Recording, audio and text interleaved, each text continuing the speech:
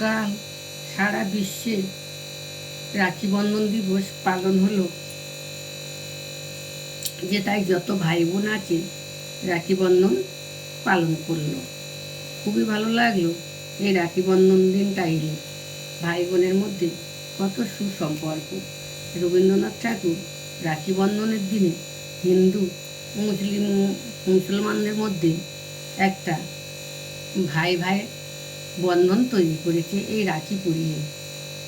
রবীন্দ্রনাথ ঠাকুর কত বড় একটা কাজ করেছিল বলো।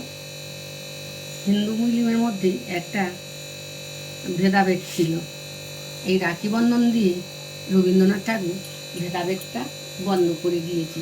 সেই থেকে হিন্দু মুসলিমের মধ্যে ভাই বোনের সম্পর্ক গড়ে ওঠে।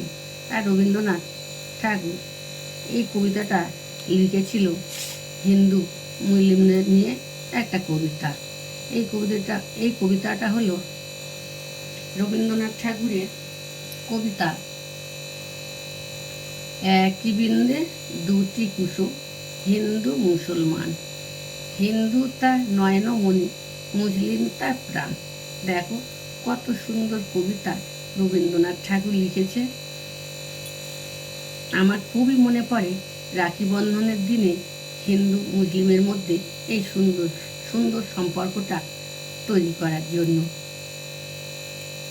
রবীন্দ্রনাথ সারা বিশ্বের কবি, তাই সারা বিশ্বের সঙ্গে হিন্দু মুসলিমের মধ্যে একটা সম্পর্ক তৈরি করে দিয়ে গেছে।